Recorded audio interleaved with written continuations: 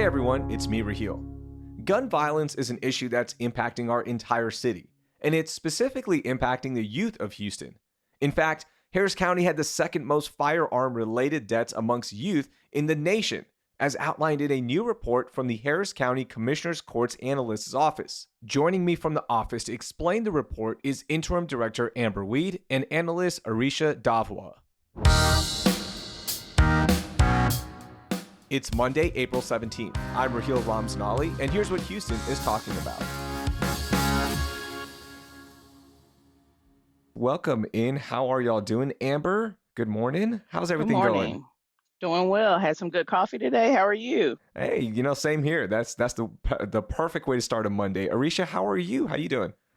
I'm great. I had chai. I'm a chai person. Okay, nice. I'm glad you don't call it chai tea, no. You just call it straight up chai, which I love. All right, let's get started on this because there is so much in this report, and I know it can be overwhelming reading. So we're going to try to break this down for our listeners as best as we can. So Amber, I want to start with you. First of all, why was this extensive report requested? Perfect. Thank you. This request was from the Harris County Judge's Office. And a little bit about our office, we are a nonpartisan research department. We were started in October of 2019, got fully staffed at about 2020. So we've been providing research to the county executives, which would be your 4 county commissioners, your county judge, and the county departments. So this was a request from the county judge's office to examine youth firearm violence and the causes. We had a 5-year period or 6-year period to examine those data points, to work with our other partners in the county. So it was a collaborative effort. This was not just an analyst office project. We worked with several departments, the county attorney, our Office of Justice and Safety.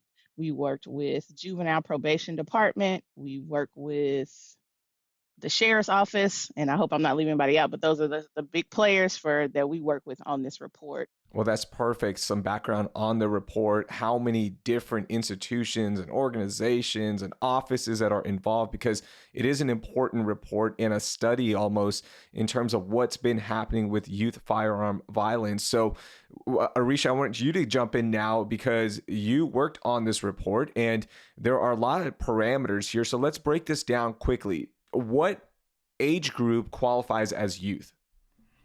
Great. Thank you. So this is actually a really, really important question because I think when we typically understand youth, we think of kids under the age of 18, which is what we decided to include in this memo as youth for several reasons. One, because kids are still in school. They're having very similar experiences up until that point. But in the Texas criminal justice system, individuals 17 or older are considered are charged in the adult system, not individuals 18 or older. So for the purposes of this memo, that meant that we were looking at data not only from the juvenile probation department, which would be, kids under the age of 17, but also data from the Office of Justice and Safety, which has all of the adult system data, and that would be individuals 17 years old. And then what qualifies as an act of firearm violence? So in this report, we look at youth firearm related offenses and youth firearm related deaths. So for offenses, that's exactly what it sounds like. It's any sort of offense committed by an individual within the age group that we're looking at that involves a firearm. And for firearm related deaths, it's the death of an individual within that age group by a firearm. So that includes homicide, suicide, any undetermined or unknown causes, but that a firearm was involved. So both of those we sort of generally refer to in the report as youth firearm violence. I think let's start with this because youth crime has gone down since 2016, but firearm offenses have gone up, right? Exactly, yes. Non-firearm related youth offenses have decreased overall from 2016 to 2021, even pre-pandemic, right? So we know that pre-pandemic from 2018 to 2019, we're still seeing decreases in non-firearm related offenses, and then an even sharper decrease within the pandemic years from 2019 for 2020. And there are several reasons for that we can get into, but even though we're seeing those decreases in non-firearm related offenses, we're seeing increases overall from 2016 to 2021 in firearm related offenses in Harris County.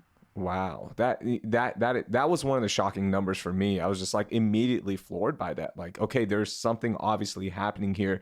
But before we get to that, I want to focus on firearm related deaths. Like, what were some numbers from the report that stood out to you? So in the deaths data, this is actually where we sort of pulled the national trends as well to just see where we compared. This data is publicly available on the CDC, so anybody can go and look at it. It's de-identified data. It's just aggregate numbers. It's very accessible. So we look at some of the other large counties in the country, and in terms of just raw numbers, the top 3 counties for youth firearm related deaths for 2016 to 2020, we just look at 2020, not 2021 for the deaths, were Cook County in Illinois, Harris County, and Los Angeles County. So wow. 3 very large counties where you have large populations and large geographies. You would kind of expect, larger numbers of anything in larger counties. So what health departments usually do is they calculate a crude death rate. So that is the number of deaths per 100,000 individuals. When we take the crude death rate numbers, or the rate, and we look at the rank, it's Cook County still first. Then we have Bexar County in Texas, Dallas County in Texas, Harris County in Texas, Tarrant County in Texas. So Los Angeles County is not even in the top 4 or 5 anymore, even though it's so massive. And in terms of raw numbers, they were up there, but it's Cook County and then Texas. Yeah. So now adding another layer to this, let's talk about just firearm related crimes, because we're adding another layer of, the youth have these firearms, and this could be a robbery. This could be bringing it to school. This could be any kind of crime that's not death related, right? And the numbers are, high as well. Yes, they are.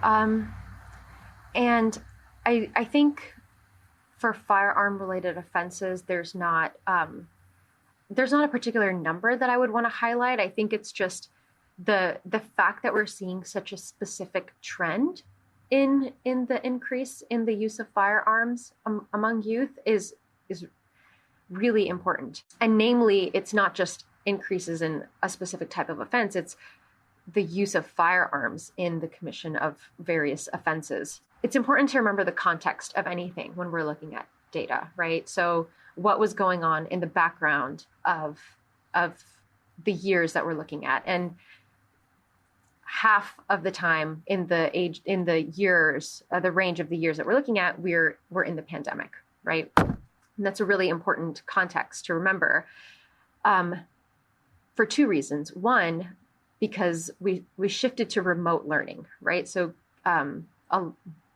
almost all kids are at home or at school remotely. They're not at school physically.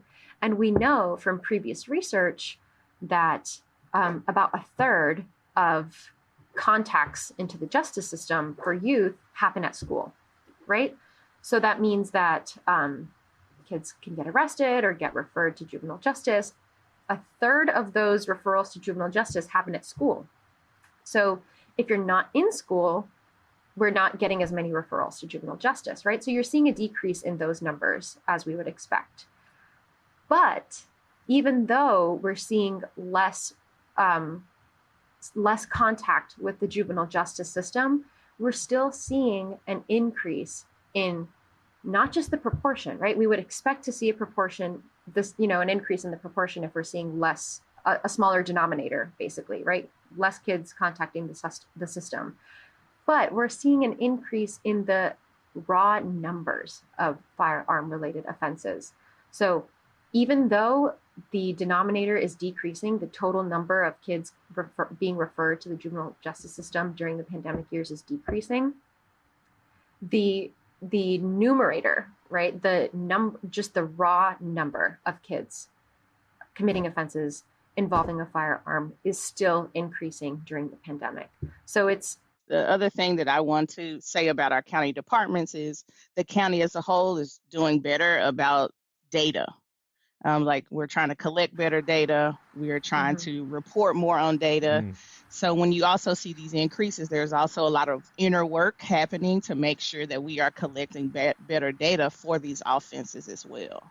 So maybe before there may have been some, here's an offense and, you know, all the boxes may not have been checked or all the paperwork may have not been done, but there has been a conscious effort to also incorporate better data collection.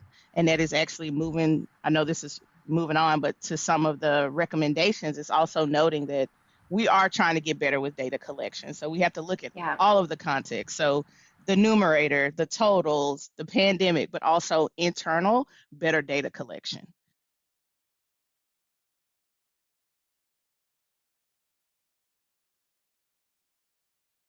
So for me, when I was looking at some of the numbers, I did see that the firearm offenses, deaths, it almost seemed like it was skewing one way, right, towards Black and Hispanic communities. And they were, that was the majority of the incidents.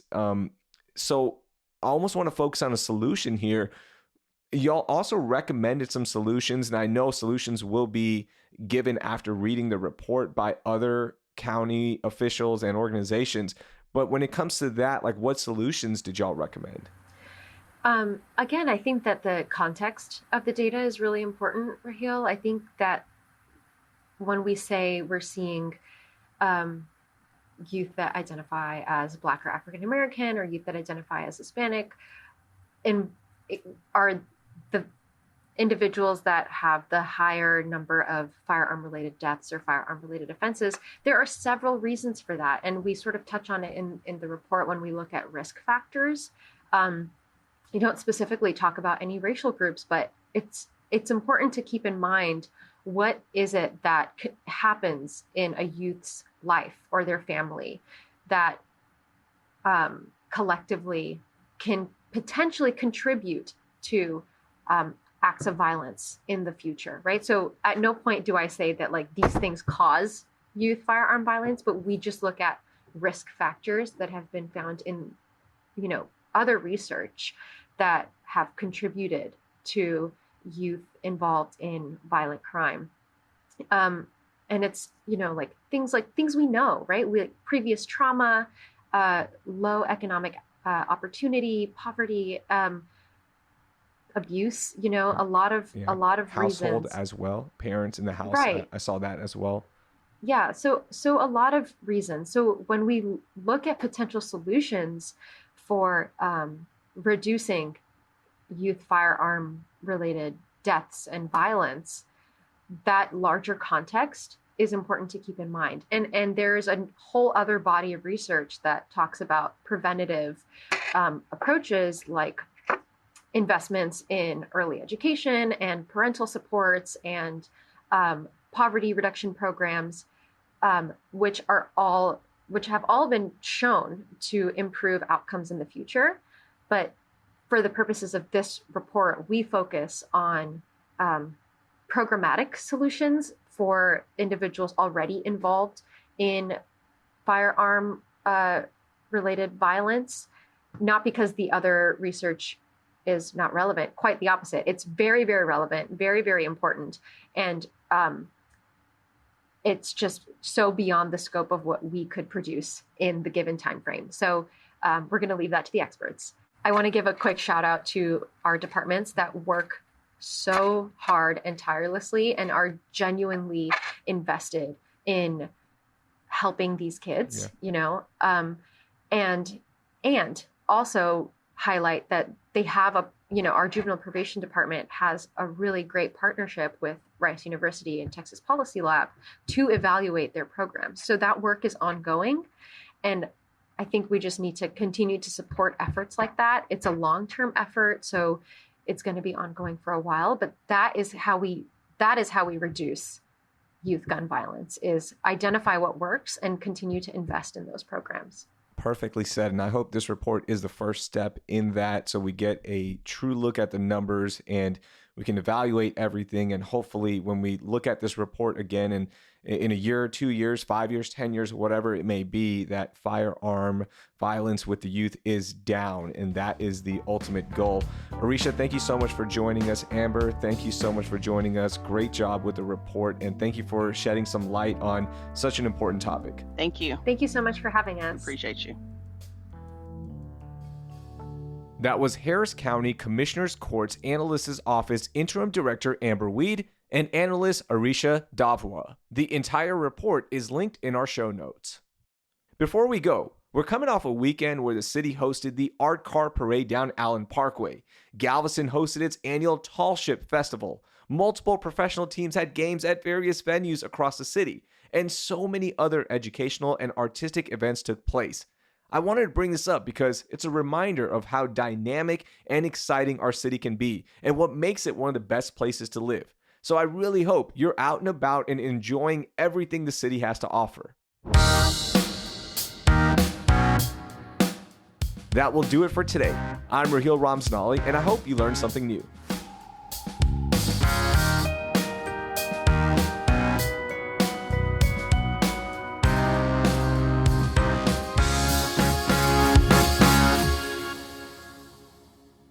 That was Harris County Commissioner's